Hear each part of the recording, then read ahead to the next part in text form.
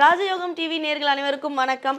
நம்மளோட ராஜயோகம் டிவியில் தினப்பலன்கள், வாரப்பலன்கள், மாத பலன்கள், ஆன்மீக தகவல் குறிப்புகள் பல விஷயங்களை பார்த்துட்டு இருக்கோம். அந்த வகையில் இன்னைக்கும் உங்களுக்காக ஆன்மீக குறிப்புகள் பல காத்துட்டு இருக்கு. ஸோ அதை சொல்றதுக்காக நம்ம எல்லாருக்கும் ரொம்ப பிடித்த ராஜயோகம் புகழ் டாக்டர் கே ராம் சார் அவர்கள் நமக்காக காத்துட்டு இருக்காரு. அவரை நிகழ்ச்சிக்குள்ள வரவேற்கலாம். வணக்கம் சார். வணக்கம் சார். நவ கிரகங்கள்ல 9 கிரகங்கள் இருக்குன்னு தெரியும் எல்லாருக்குமே. ஆனா அதுல குறிப்பிட்ட ஒரு சில கிரகங்களை மட்டும்தான் நம்ம வழிபடுறோம். மற்ற கிரகங்களுக்கு நம்ம வேண்டுதல் வைக்கிறோமா, தனியா பூஜை பண்றோமானா சந்தேகம் தான். ஸோ நவ கிரகத்துல எந்த கிரகத்துக்கு கண்டிப்பா வழிபாடு வைக்கணும்? நவகிரகம் மட்டுமல்ல, சுவாமி சம்பந்தப்பட்ட கடவுள் வழிபாடுகளில் கூட பார்த்தீங்கன்னா தனத்தை கொடுக்கக்கூடிய லட்சுமி அல்லது குடும்பத்தில் கோடீஸ்வர யோகத்தை கொடுக்கக்கூடிய குபேரர், இந்த மாதிரி தெய்வங்களை தான் அதிகமாக நம்ம வழிபாடு வச்சுக்கிறோம் அப்படிங்கிறது உண்மை. நம்ம ஆசை எப்படி, அதாவது எந்த ஒரு குடும்பமாக இருந்தாலும் எந்த ஒரு மனுஷனாக இருந்தாலும் குல தெய்வம் அப்படிங்கிறது மிக மிக முக்கியமாக இருந்துகிட்டு இருக்குது.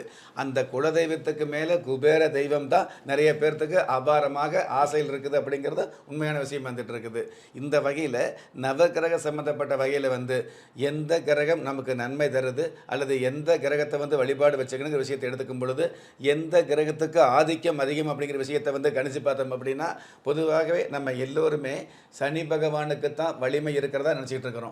நவ அப்படிங்கிற 9 கிரகங்களில் பார்த்தீங்கன்னா சனி பகவானுக்கு மட்டும்தான் மிகப்பெரிய வலிமை இருக்கிறதாக நம்ம எல்லோருமே எண்ணிக்கிட்டு இருக்கிறோம் அப்படிங்கிறது உண்மை.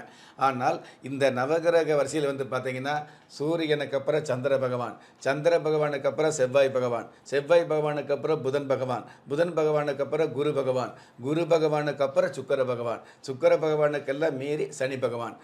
இந்த சனி பகவானுக்கு மேலே ராகு பகவானுக்கு மிகப்பெரிய அம்சம் இருக்குது, மிகப்பெரிய வலிமை இருக்குது, மிகப்பெரிய ஆதிக்கம் இருக்குது அப்படிங்கிறது சாஸ்திர ரீதியான உண்மை.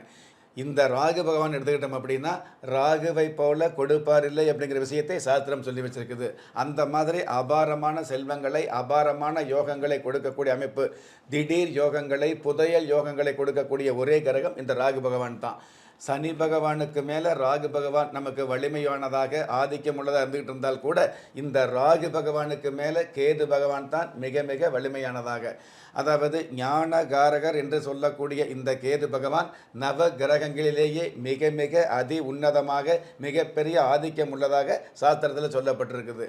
இந்த ஷர்ப கிரகமாக விளங்கக்கூடிய சாயா கிரகமாக விளங்கக்கூடிய இந்த ராகு பகவானுக்கு மேலே கேது பகவான் மிகப்பெரிய ஞானத்தை கொடுக்கக்கூடிய அமைப்பில் இருக்கிறதுனால இந்த கேது பகவான் மிகப்பெரிய வலிமையான கிரகமாக, நவ கிரகங்களிலேயே வலிமையான ஆதிக்கமான கிரகம் எது அப்படின்னு கேட்டோம்னா ஒரே வரியில் சொல்லலாம், அது கேது பகவான் அப்படிங்கிறத சொல்லி முடிச்சிடலாம்.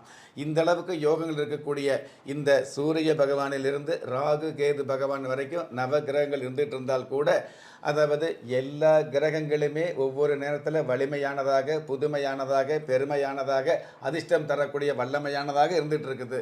ஆனால் உங்களுக்கு எந்த கிரகம் யோகம் அப்படிங்கிற விஷயத்தை பார்க்கணும் இல்லையா?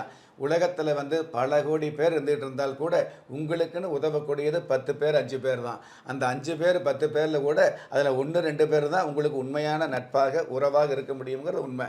அந்த வகையில் 9 கிரகங்கள் இருந்துகிட்டு இருந்தால் கூட உங்களுக்குன்னு கோடீஸ்வர யோகத்தை அல்லது நன்மையை அல்லது குபேர சம்பத்துக்களை அல்லது அதிர்ஷ்டகரமான வாழ்க்கையை கொடுக்கக்கூடிய வல்லமை எந்த கிரகத்துக்கு அப்படிங்கிறது உங்கள் ஜாதகத்தை பார்க்கும் பொழுது நிச்சயமாக தெரிஞ்சுக்கலாம் அப்படிங்கிறது தான் உண்மை. இருந்தாலும் நிகழ்ச்சியை பார்க்குற நீங்கள் நிறைய பேர் அதாவது ஜாதகம் பார்க்காம பொதுவாகவே எனக்கு எந்த கிரகம் நல்ல கிரகம், இந்த ராசிக்கு எந்த கிரகம் ராசியானதாக இருக்குங்கிற ஒரு எதிர்பார்ப்பு இருக்கும் இல்லையா? பொதுவாகவே உங்களுடைய ஜாதகத்தில் நீங்கள் எந்த ராசியை சேர்ந்துருக்கீங்களோ அந்த ராசிக்கான கிரகம் உங்களுக்கு ராசியானதாக தான் இருந்துகிட்டு இருக்கும் அப்படிங்கிறது பெரும்பாலான உண்மை.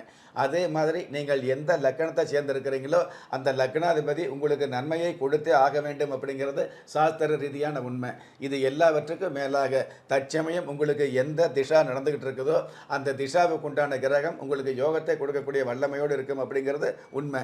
இது எல்லாவற்றுக்கும் மேலாக இந்த கிரகம் எல்லாம் உங்களுடைய ஜாதகத்தில் எந்த இடத்துல எந்த அம்சம் வாங்கி வந்திருக்கிறாங்களோ அதுக்கு தகுந்த மாதிரி தான் உங்களுடைய வம்சத்துக்கு யோகம் கிடைக்கும் அப்படிங்கிறது உண்மை. அந்த மாதிரியான யோகம் கிடைக்கிறதுக்காகத்தான் இந்த சாஸ்திர ரீதியான அம்சங்களுக்கு மேலே ஆன்மீகம் அப்படிங்கிற அற்புதத்தை நமக்கு இறைவன் கொடுத்துருக்கிறார் அப்படிங்கிறதையும் மறுக்க முடியாது. Okay sir. ஆனால் அந்த நவகிரகத்தை பார்த்தீங்கன்னா சிலர் ஒரு தடவை சுற்றி வந்தால் போதுன்றாங்க, சில பேர் 9 தடவை சுற்றி வரணுன்றாங்க, சில பேர் 3 தடவைன்றாங்க. எத்தனை தடவை சுற்றணும்? நவகிரகத்தை பொறுத்தளவுக்கு 9 முறை நவகிரகங்களை சுற்றி வருவது மிக மிக நன்மையானதாக இருக்கிறதாக சாஸ்திரத்தை சொல்லப்பட்டிருக்குது.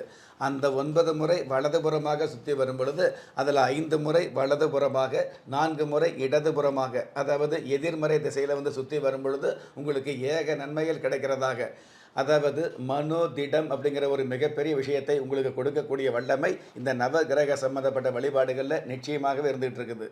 அதனால் நவகிரகத்தை எந்த நாளில் சுற்றி வந்தாலும் அந்த நவகிரகங்களை 9 முறை சுற்றி வருவது மிக மிக நன்மையானதாக சாஸ்திர ரீதியாக சொல்லப்பட்டிருக்கு. ஓகே சார், ரொம்ப நன்றி சார். தெளிவான விளக்கம் கொடுத்ததுக்கும் நன்றி. நம்ம ராஜயோகம் டிவியில் புத்தம் புது ஆன்மீக தகவல்கள், மாத ராசி பலன்கள், தினப்பலன்கள், இந்த மாதிரி நிறைய விஷயங்களை அப்லோட் பண்ணிட்டு இருக்கோம். அது மட்டும் இல்லாமல் ஒவ்வொரு நாளுமே நீங்கள் வழிபட வேண்டிய தெய்வம்னு சொல்லி பல தகவல்களை நம்ம நிகழ்ச்சியில் சொல்லிட்டு இருக்கோம். அதே மாதிரி நீங்கள் ஒவ்வொரு நாளும் வழிபட வேண்டிய தெய்வம், இது மாதிரி நீங்கள் தெரிந்து கொள்ள வேண்டிய, நீங்கள் கடைபிடிக்க வேண்டிய விஷயங்களை உடனுக்குடன் தெரிஞ்சுக்கணுன்னா நம்ம ராஜயோகம் டிவியில் வர வீடியோஸை லைக் பண்ணுங்கள், ஷேர் பண்ணுங்கள், சப்ஸ்கிரைப் பண்ணுங்கள், மறக்காமல் பெல் ஐக்கானை ப்ரெஸ் பண்ணுங்கள். திறமை இருந்தும் வறுமையில் வாடுகிறீர்களா? விதியை நொந்து விரக்தியில் இருக்கிறீர்களா? முயற்சிகள் செய்தும் முன்னேற்றம் கிடைக்கவில்லையா? களஸ்திரம் அமையாமல் கவலைப்படுகிறீர்களா? தாய்மையடையாமல் தவித்து நிற்கிறீர்களா? நவரத்தினம் போட்டும் நன்மைகள் கிடைக்கவில்லையா? பெயர் மாற்றம் செய்தும் பிரயோஜனம் இல்லையா? எந்திரத்தை நம்பி மந்திரத்தை சொல்லியும் மாற்றம் கிடைக்கவில்லையா? எண்கணிதத்தை நம்பி எழுத்தை மாற்றியும் ஏற்றம் கிடைக்கவில்லையா? வாஸ்துவை நம்பி வாசலை மாற்றியும் வளம் காணவில்லையா? ஹோமத்தை வளர்த்து யாகத்தை செய்தும் யோகத்தை காணவில்லையா? திரும்பிய பக்கமெல்லாம் திண்டாட்டங்களையே சந்தித்த உங்களை யார் கைவிட்டாலும் ஆன்மீகம் கைவிடாது.